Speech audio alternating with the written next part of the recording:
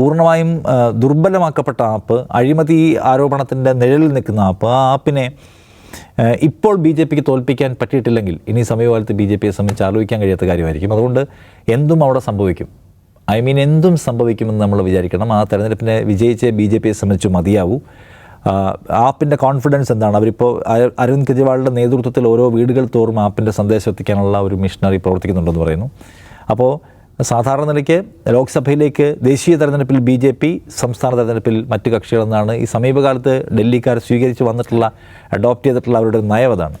അത് ഇത്തവണ ആവർത്തിക്കപ്പെടുമോ, അതോ ഭരണസിരാ കേന്ദ്രം ഒരു 1/4 നൂറ്റാണ്ടിന് ശേഷം ബി ജെ പി തിരിച്ചു പിടിക്കുമെന്ന് കാത്തിരുന്ന് കാണണം. രണ്ടായാലും രണ്ടുപേരുടെയും ജീവൻ മരണ പോരാട്ടമാണ്. ബി ജെ പി കേന്ദ്ര ഭരണത്തിലുള്ളപ്പോൾ അവരും അവരുടെ താല്പര്യത്തിനൊപ്പിച്ച് പ്രവർത്തിക്കുന്ന കേന്ദ്ര തെരഞ്ഞെടുപ്പ് കമ്മീഷനും എതിരാളികളായിട്ടുള്ള ആളുകളുടെ പ്രചാരണ സാമഗ്രികളെ എല്ലാം തടഞ്ഞു വയ്ക്കുക, പ്രചാരണ പ്രവർത്തനങ്ങളെ ദുർബലപ്പെടുത്തുക, അവസാന സമയത്ത് അവരുടെ ഫണ്ട് ഫ്രീസ് ചെയ്തുകൊണ്ട് അവർക്ക് പ്രവർത്തിക്കാൻ കഴിയാത്ത സാഹചര്യം ഒരുക്കുക. അത് എത്രയോ കാലമായി ഏതെല്ലാം തെരഞ്ഞെടുപ്പുകൾ കഴിഞ്ഞ 10 വർഷത്തിലേക്ക് നാം കണ്ടുകൊണ്ടേയിരിക്കുന്നതാണ്.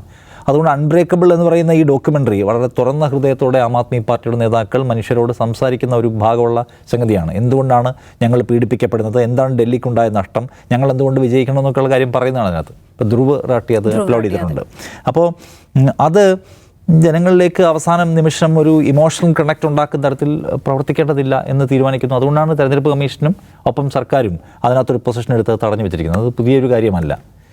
നമ്മൾ ഇപ്പോൾ ഈ വരാൻ പോകുന്ന തെരഞ്ഞെടുപ്പിൽ ആം ആദ്മി പാർട്ടി വലിയ ശുഭപ്രതീക്ഷ പങ്കുവയ്ക്കുകയാണ്. അന്ന് ഇദ്ദേഹം മുഖ്യമന്ത്രി കസേരയിൽ നിന്ന് മാറി നിൽക്കുകയും അതിശയെ ഏൽപ്പിക്കുകയും ഞാൻ ജനങ്ങളിലേക്ക് ഇറങ്ങി പണിയെടുക്കാൻ പോകുകയാണെന്ന് പ്രഖ്യാപിച്ചതിന് ശേഷമുള്ള തെരഞ്ഞെടുപ്പാണിത്.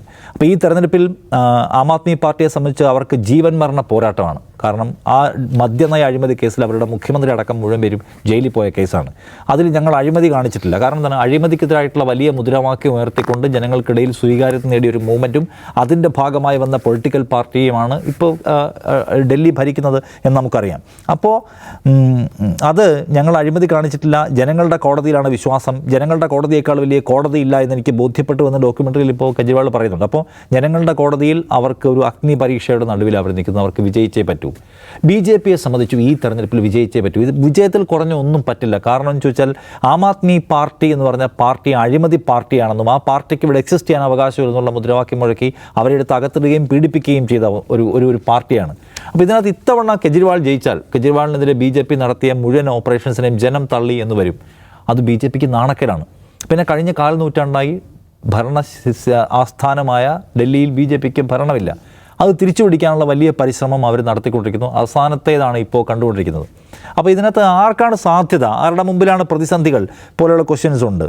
ആം ആദ്മി പാർട്ടിയെ സംബന്ധിച്ച് ആം ആദ്മി പാർട്ടി പഴയ ഒരു പ്രഭാവത്തിൻ്റെ ഒരു ഇതിലാണോ നിൽക്കുന്നത് എന്ന് ചോദിച്ചാൽ നമ്മൾക്ക് മുമ്പിൽ ഇപ്പോൾ കൃത്യമായ ഉത്തരങ്ങളില്ല അമൃത. കാരണം ആം ആദ്മി പാർട്ടി ഒരു അഴിമതി വിരുദ്ധ മൂവ്മെൻറ്റുമായി വരികയും അരവിന്ദ് കെജ്രിവാൾ അതിൻ്റെ മുന്നിൽ നിൽക്കുകയും ജനങ്ങളുടെ വലിയ സഞ്ചയം അതിൻ്റെ പിന്നാലെ കൂടുകയും ചെയ്ത് നമ്മൾ കാണാം. ഭയങ്കര ആവേശത്തിലാണ് ഈ ഇന്ത്യ അഗൻസ്റ്റ് കറപ്ഷൻ വരികയും അതിന് പിന്നാലെ കെജ്രിവാൾ ആം ആദ്മി പാർട്ടി വന്നത്. അതിനുശേഷമുള്ള തെരഞ്ഞെടുപ്പുകളിൽ അവരുടെ വലിയ വിജയം, അവർ കൊണ്ടുവന്നിട്ടുള്ള ഈ പറഞ്ഞ പോപ്പുലിസ്റ്റ് പരിപാടികൾക്കും ഈ ജനങ്ങൾക്ക് നൽകിയിട്ടുള്ള വെൽഫെയർ പ്രോജക്റ്റുകൾക്കും കിട്ടിയ വലിയ സ്വീകാര്യത ഇതൊക്കെ കണ്ടാണ്. അതിനുശേഷമാണ് ഡൽഹി മദ്യനയ അഴിമതി കേസിൽ അരവിന്ദ് കെജ്രിവാളിന് ജയിലിനകത്ത് പോകുന്നത്. അരവിന്ദ് കെജ്രിവാളിനെ ഇപ്പോൾ ഒരു വലിയ ലീഡർ ജയിലിനകത്ത് പോയിട്ടും അത് ഡൽഹിയിൽ വലിയ ചലനങ്ങളൊന്നും ഉണ്ടാക്കിയില്ല എന്ന് കാണണം. ഞങ്ങളെ വ്യാജമായ കേസിൽ വേട്ടയാടുകയാണെന്ന് പറഞ്ഞുകൊണ്ട് ഡൽഹിയിൽ ആം ആദ്മി പാർട്ടി പല പ്രൊട്ടസ്റ്റുകളും സംഘടിപ്പിച്ചപ്പോഴും പാർട്ടിക്കാരല്ലാത്തവരുടെ ഒരു പങ്കാളിത്തം അതിനകത്ത് ഉറപ്പിക്കാൻ ജനങ്ങളുടെ ഒരു ആവേശം, നേരത്തെ നമുക്ക് ഓർമ്മയുണ്ട്, ഈ പാർട്ടി ഉണ്ടായി വന്ന വഴിയിൽ തെരുവുകൾ മുഴുവൻ ജനങ്ങൾ നിറഞ്ഞിരുന്നു. പക്ഷേ ഈ അറസ്റ്റിന് ശേഷം അങ്ങനെ ആളുകളെ വൈകാരികമായി സംഘടിപ്പിക്കുന്നതിൽ ആം ആദ്മി പാർട്ടിക്ക് വിജയിക്കാൻ കഴിഞ്ഞില്ല. അവർ പ്രഖ്യാപിച്ച എല്ലാ പ്രൊട്ടസ്റ്റുകളിലും വിചാരിച്ചത്ര ആളുകൾ പോലും ഉണ്ടായില്ല എന്ന് കാണണം. എന്ന് മാത്രമല്ല, അതിനുശേഷം നടന്ന ലോക്സഭാ തെരഞ്ഞെടുപ്പിൽ മുഴുവൻ സീറ്റിലും അവർ തോറ്റുപോവുകയും ചെയ്തു. വലിയ തോതിലുള്ള അരവിന്ദ് കെജ്രിവാൾ ജാമ്യം നേടി പുറത്തിറങ്ങി വന്ന് ഭയങ്കര തോതിലുള്ള ആക്ഷേപങ്ങൾ, കൂരമ്പുകൾ ബി ജെ പിക്കെതിരെ തൊടുത്തുവിടുന്നു. ഒപ്പം anti B J P plus Hindutva ഒരു പാക്കേജാണ് പുള്ളി മുന്നോട്ട് വെച്ചത്, രണ്ടും ചേർത്തിട്ട്. പക്ഷേ അത് വിജയിച്ചില്ല.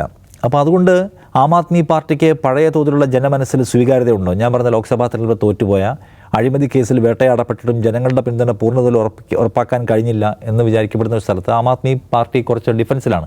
എന്ന് മാത്രമല്ല, പ്രധാന നേതാക്കളെല്ലാം പിടി ജയിലിലിടുകയും ആ പാർട്ടി ആ ദുർബലത സ്വാഭാവികമായും സ്വാധീനിച്ചിട്ടുണ്ട്. ആ ദുർബലത എന്ന് പറയുന്നതിനെ ദുർബലതയെ തന്നെ തുറന്നു വെച്ചുകൊണ്ട്, ദുർബലതയെ തന്നെ ജനങ്ങൾക്ക് മുമ്പിലേക്ക് അവതരിപ്പിച്ചുകൊണ്ട് ഞങ്ങളിതാ വേട്ടയാടപ്പെട്ട് കഴിഞ്ഞു, ഞങ്ങൾ ആക്രമിച്ച് കീഴ്പ്പെടുത്തി കഴിഞ്ഞു, ഞങ്ങൾ നിങ്ങൾക്ക് വേണ്ടിയാണ് പണിയെടുത്തത്, നിങ്ങൾക്ക് വൈദ്യുതി സബ്സിഡി തരാനും നിങ്ങൾക്ക് ജല സബ്സിഡി തരാനും നിങ്ങൾക്കുള്ള ക്ഷേമ പ്രവർത്തനം തരാനും നിങ്ങൾക്ക് സൗജന്യ ബസ് ടിക്കറ്റ് തരാനും ഞങ്ങൾ പ്രയത്നിച്ചു, അതിനെ മുഴുവൻ ടോർപ്പിഡോ ചെയ്യാനാണ് മോദി ഇക്കാലം അത്രയും പണിയെടുത്തത്, ഞങ്ങളെ അകത്താക്കുന്നത് നിങ്ങളുടെ ക്ഷേമം ഇല്ലാതാക്കാൻ വേണ്ടിയാണ് എന്ന് പറഞ്ഞുകൊണ്ട് ഞങ്ങൾക്ക് എന്താണോ പറ്റിയത് ആ പറ്റിയത് മുഴുവൻ അവർ ജനങ്ങളുടെ മുമ്പിലേക്ക് തുറന്നു വെച്ചിരിക്കുകയാണ്. അപ്പോൾ അതാണോ വർക്കാവാൻ പോകുന്നത്, അതോ ഇനി വീണ്ടും അവരെപ്പോലെ തന്നെ ഇപ്പോൾ തന്നെ ഇന്നിപ്പോൾ മനീഷ് സിസോദിയ പറയുന്നുണ്ട് ഞങ്ങളുടെ പ്രകടന പത്രിക അതുപോലെ നിങ്ങൾ കോപ്പി അടിച്ചിരിക്കുകയാണ് എന്ന് വെച്ചാൽ ഈ വൈദ്യുതി സബ്സിഡി, ഒപ്പം തന്നെ സ്ത്രീകൾക്ക് പുറമെ യുവാക്കൾക്കും ഉള്ള ബസ് യാത്രാ ടിക്കറ്റിനകത്തുള്ള ഇളവ്, പിന്നെ സ്ത്രീകൾക്ക് പ്രഖ്യാപിച്ചിരിക്കുന്ന ഓരോ മാസവും പ്രഖ്യാപിക്കുന്ന 2100 രൂപ. മഹാരാഷ്ട്രയിൽ അവർ പ്രഖ്യാപിച്ച് വിജയിച്ച വലിയൊരു സംഗതിയാണത്. അത് ഇവിടെയും പ്രഖ്യാപിച്ചിരിക്കുകയാണ്, സ്ത്രീകളെ കയ്യിലെടുക്കാനുള്ള ഒരു നീക്കം. അപ്പോൾ ആ സംഗതികൾ പ്രവർത്തിക്കാൻ പോകുന്നുണ്ടെന്ന് കാണണം. പിന്നെ മോദി ഇപ്പോൾ 5-ാം തീയതി ഇലക്ഷൻ നടക്കുമ്പോൾ കുംഭമേളയ്ക്ക് പോകുകയും ചെയ്യുന്നുണ്ട്. അപ്പോൾ മോദിയുടെ ഇമേജ് എന്തുമാത്രം പ്രയോജനപ്പെടും? മോദിയുടെ ഇമേജിനെ കുറിച്ച് പറയുമ്പോൾ മോദി കഴിഞ്ഞ തവണ പ്രയത്നിച്ചിട്ടും അവർക്ക് നിയമസഭ കിട്ടിയിട്ടില്ല എന്ന് കാണണം. മോദി ആവട്ടെ ഇത്തവണ കുറച്ചൊന്ന് പരിങ്ങിയ മട്ടിലാണല്ലോ. കഴിഞ്ഞ തവണ 3-ാം തവണ അദ്ദേഹത്തിന് വലിയ വിജയം ഉണ്ടാക്കാൻ പറ്റിയില്ല. അപ്പോൾ കുറച്ചൊരു ദുർബലമായ വിജയത്തിൻ്റെ തേരിലേറി വന്നിട്ടാണ് ഇപ്പം 3-ാം തവണ ഭരിക്കുന്നതെന്ന് ഓർക്കണം. അതുകൊണ്ട് മോദി ഫാക്ടർ എന്തുമാത്രം അവിടെ സെല്ല് ചെയ്യാൻ പറ്റുന്നതാണെന്ന് സംശയമുണ്ട്. പക്ഷേ ഇത് പൂർണ്ണമായും ദുർബലമാക്കപ്പെട്ട ആപ്പ്, അഴിമതി ആരോപണത്തിൻ്റെ നിഴലിൽ നിൽക്കുന്ന ആപ്പ്, ആ ആപ്പിനെ ഇപ്പോൾ BJPക്ക് തോൽപ്പിക്കാൻ പറ്റിയിട്ടില്ലെങ്കിൽ ഇനി സമീപകാലത്ത് BJPയെ സംബന്ധിച്ച് ആലോചിക്കാൻ കഴിയാത്ത കാര്യമായിരിക്കും. അതുകൊണ്ട് എന്തും അവിടെ സംഭവിക്കും. എന്തും സംഭവിക്കുമെന്ന് നമ്മൾ വിചാരിക്കണം. ആ തെരഞ്ഞെടുപ്പിനെ വിജയിച്ച് BJPയെ സംബന്ധിച്ച് മതിയാവൂ. ആപ്പിൻ്റെ കോൺഫിഡൻസ് എന്താണ്? അവരിപ്പോൾ അരവിന്ദ് കെജ്രിവാളിൻ്റെ നേതൃത്വത്തിൽ ഓരോ വീടുകൾ തോറും ആപ്പിൻ്റെ സന്ദേശം എത്തിക്കാനുള്ള ഒരു മിഷനറി പ്രവർത്തിക്കുന്നുണ്ടെന്ന് പറയുന്നു. അപ്പോൾ സാധാരണ നിലയ്ക്ക് ലോക്സഭയിലേക്ക് ദേശീയ തെരഞ്ഞെടുപ്പിൽ BJP, സംസ്ഥാന തെരഞ്ഞെടുപ്പിൽ മറ്റ് കക്ഷികളെന്നാണ് ഈ സമീപകാലത്ത് ഡൽഹിക്കാർ സ്വീകരിച്ച് വന്നിട്ടുള്ള, അഡോപ്റ്റ് ചെയ്തിട്ടുള്ള അവരുടെ നയം. അത് ഇത്തവണ ആവർത്തിക്കപ്പെടുമോ, അതോ ഭരണസിരാ കേന്ദ്രം ഒരു 1/4 നൂറ്റാണ്ടിന് ശേഷം BJP തിരിച്ചു പിടിക്കുമെന്ന് കാത്തിരുന്ന് കാണണം. രണ്ടായാലും രണ്ടുപേരുടെയും ജീവൻ മരണ പോരാട്ടമാണ്.